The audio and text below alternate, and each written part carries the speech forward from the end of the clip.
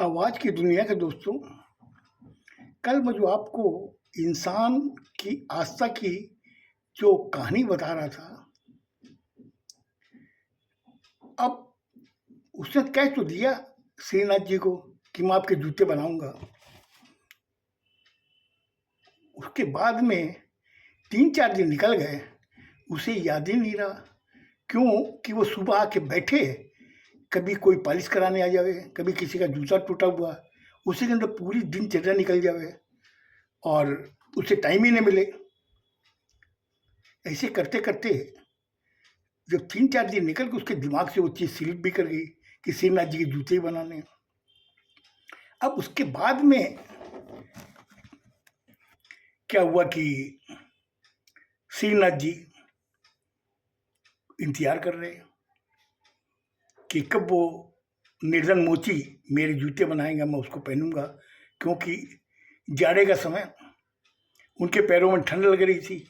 उन्होंने उससे याचना भी की थी कि तुम बहुत अच्छे जूते बनाते हो, तुम मेरे जूते बनाओ, मैं इतने सालों से बिना जूते के हूँ, मेरे पैरों में ठंड लगती है। उसने उस याचना को सुनकर उसने श्रीनाथ जी से वादा भी किया कि मैं आपके जूते बनाऊंगा, लेकिन काम के चाप की वजह से उसके दिमाग से वो स्लिप कर गई। 1 हफ्ता निकल गया। 1 हफ्ता निकलने के बाद एक दिन एक बच्चा उनके पास आया। आके उसने कहा कि अंकल, आप मेरे जूते नए बना दोगे क्या? वो काम में बिजी था। उसने कहा, बेटा बना दूंगा, मैं ये काम कर लूँ, उसके बाद में मैं तुम्हारे पैरों का साइज ले लेता हूँ, उसके बाद में मैं तेरे जूते बनाऊंगा, तुम थोड़ी देर खड़े रहो। उसने कहा ठीक है। अब वो जूते में तल्लीन था, जूते कंप्लीट हो गए। उसकी सिलाई में होने के बाद में उसने जिसके जूते उसको दिए, देने के बाद में उससे उसने पैसे लिए। लेने के बाद में जब उसने उस बच्चे को देखा, देखते वो हैरान हो गया, क्योंकि साक्षात सामने श्रीनाथ जी खड़े थे। उसने उनको देखा, देख के बोले, अरे भगवान, आप मंदिर से कैसे? मंदिर में जो इतनी भीड़ है, आप आए कैसे? बोले, देखो, मैं इसलिए आया कि 1 हफ्ता निकल गया, मेरे पैरों में ठंड लग रही है, मैंने तुमसे याचना की थी, तो तुमने मेरे जूते बनाए नहीं। बोले, भगवान क्या बताऊं, मैं काम में इतना बिजी हो गया, मुझे आपके जूते का ध्यान ही नहीं रहा। बोले, इसीलिए मैं आया हूं तेरे पास में कि मैं देखा तेरे दिमाग से उतर गया है, तो मेरे जूते बना दो। जब बच्चे ने हाथ जोड़े तो निर्धन मोची ने उनके पैर पकड़ लिए। बोले, प्रभु आप क्या कर रहे हो? ये सारी सृष्टि आपके द्वारा ही चल रही है, आप मेरे सामने हाथ जोड़ोगे तो मैं एकदम पाप का भागीदारी हो जाऊंगा, पाप का भागी हो जाऊंगा, आप ऐसा ना करें। वो बच्चा हंसने लगा। हंसने के बाद में कहा, तो फिर आप कब बनाओगे मेरे जूते? उसके बोलने में इतनी मधुरता थी। वो निर्धन मोची उसकी आंखों को देख रहा था और उसके चेहरे की हंसी को देख रहा था। उसने कहा, प्रभु ये सारी आपकी लीला है, मुझे लगता है कि बुलाने में भी आपका ही हाथ है और याद दिलाने में भी आपका हाथ है। आप उस मंदिर से निकल के यहाँ पे आ गए, मैं तो धन्य हो गया प्रभु। बोला, देखो मुझे उलझाओ मत, तुम मेरे जूते कब बनाओगे? बोले, मैं बना दूंगा, आप चिंता न करें, मैं बहुत जल्दी आपके जूते बनाऊंगा। बोले, ठीक है, तो अंकल मैं कब आऊं? फिर वो निर्धन मोची उसकी शक्ल को देख रहा था। उसके चेहरे की ऐसी तेज, चेहरे से नजर ही नहीं हट रही। उसने कहा कि भगवान आप क्या मुझे पागल करोगे यार? मैंने जब आपसे कह दिया मैं आपके बना दूंगा, तो मैं बना दूंगा और आपके पैरों को साइज ले लेता हूँ। उसने अपने बच्चे ने एक पैर आगे किया, आगे किए तो उन्होंने अपने फीते से नापा उसके पैर को। नापने के बाद में उसने कहा कि भगवान, ये आपका पैर है ना, क्या है? बोले इतना बड़ा तो मेरा फीता ही नहीं है, मैं कैसे नापूं, फीता छोटा पड़ रहा है। बोले अंकल फिर एक काम करो, आप अपने हिसाब से ही बना दो। जब उसने उसकी शक्ल जब देखी बच्चे की, बच्चा वहां नहीं था, वहां एक बुजुर्ग खड़ा हुआ था जो अपने पैर का नाप दे रहा था। उसने कहा कि आप भाई साहब? बोले हाँ, बड़ी देर से मैं तुम्हें देख रहा हूँ और तू मेरे पैरों का नाप ले रहा है, मुझे नए जूते बनवाने हैं। उसने उसके नाप लिए, लेने के बाद में कहा कि ठीक है, आप 3 दिन बाद में आप आ जाइएगा, मैं आपको जूते बना के दे दूंगा। चला गया। उसको बच्चा कहीं नजर नहीं आया। फिर बाद में उसने कहा ओह, श्रीनाथ जी की ये लीला है, और वो आज मेरे मुझसे जूते मांगने आ गए। फिर अपने काम में लग गया वो। ऐसे करते करते फिर 4-5 दिन निकल गए। उसके दिमाग से वो स्लिप कर गई बात कि श्रीनाथ जी के जूते बनाने। अब वो कहीं से भी चमड़े का जुगाड़ किया कि अब मैं बनाऊंगा श्रीनाथ जी के जूते। मगर वो जूते का जो चमड़ा था काफी गीला था। उन्होंने कहा कि इससे मुझे सुखाना पड़ेगा, सुखाए बिना मैं इसको सही से बना नहीं पाऊंगा। उन्होंने सुखाने पे छोड़ दिया।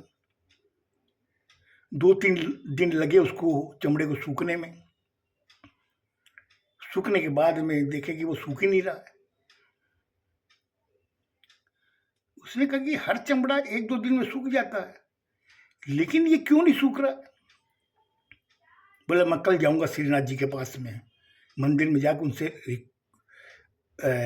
इल्तिजा करूंगा कि आखिर क्या बात है, ये जूता सूख क्यों नहीं रहा? चमड़ा, जूते का जो चमड़ा मैंने खरीदा वो सूख ही नहीं रहा। जब तक सूखेगा नहीं तब तक मैं परफेक्ट आपके पैरों की साइज नहीं बना पाऊंगा। दूसरे दिन सुबह सुबह नहा धो करके श्रीनाथ जी वहां आए। उसने कहा प्रभु आपकी क्या लीला है? मैं जब आता हूं तो आप यहाँ पे हो, और मैं बाहर जब बैठता हूं तो आप वहां जाते हो और मुझे कहते हो कि मेरे जूते क्या हुए।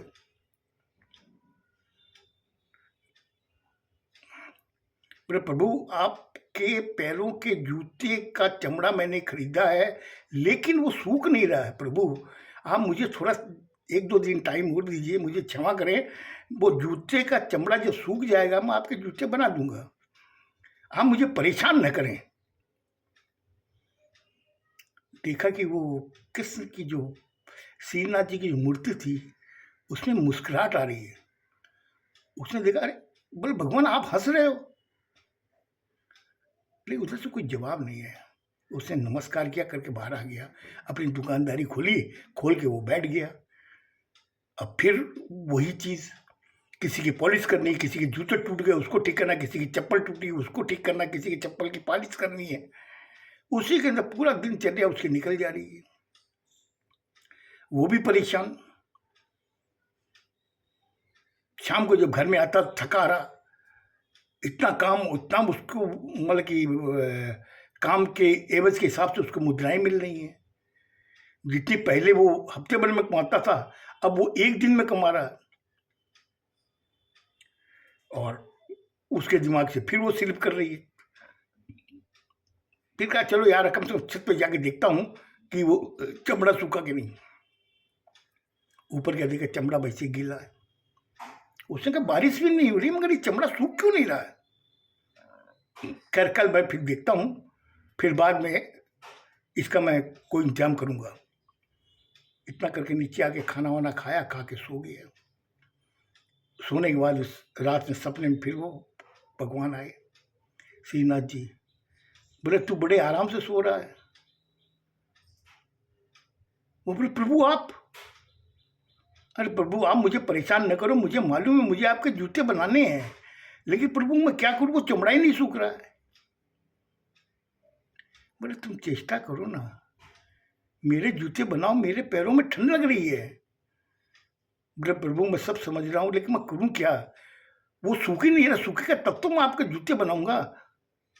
नहीं तो जूते अगर मैं गीले चमड़े बना दूंगा, फिर बाद में जब आप पहनेंगे तो सुखड़ेगा, सूखने के बाद में तब आपके पैरों में तकलीफ होगी। इसीलिए मैं उसका इंतजार कर रहा हूँ, सूख जाए फिर मैं आपका पूरा साइज देख करके मैं बना दूंगा। नहीं, अगर तुम्हें कोई परेशानी है तो निर्जन मोची, मैं तुम्हें कुछ पैसे देता हूँ। बोले नहीं प्रभु, आप अभी जो कर रहे हो ना, मेरे लिए बहुत बड़ी बात है। आप मेरे हाथ के बनाए हुए जूते पहनोगे। आपको मालूम मैं कौन हूँ? मैं एक मुसलमान हूँ, और प्रभु आपने अपनी इच्छा जाहिर की मेरे हाथ से जूते बने हुए पहनने की, और जबकि मुझे इजाजत नहीं है मंदिर में जाने की, क्योंकि मैं मुसलमान हूँ। लेकिन इसीलिए मैं सुबह सुबह जल्दी जा करके आपके दर्शन कर लेता हूँ।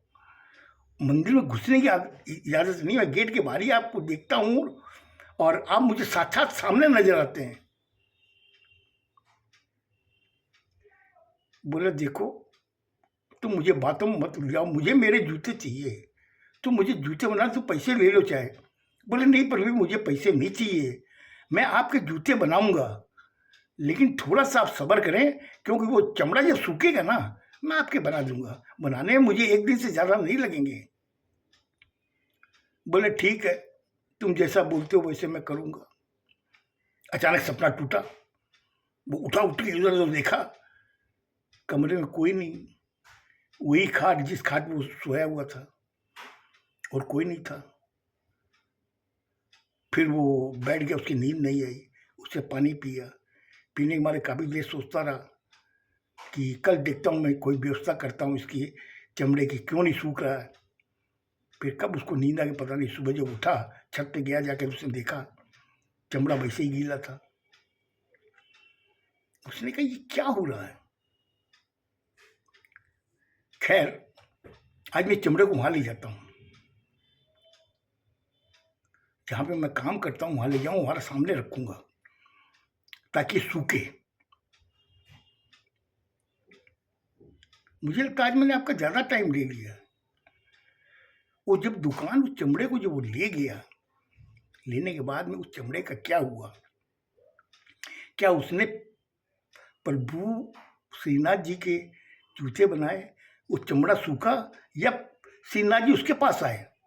कल सुनिएगा क्या हुआ। खुश रहो, स्वस्थ रहो, धन्यवाद।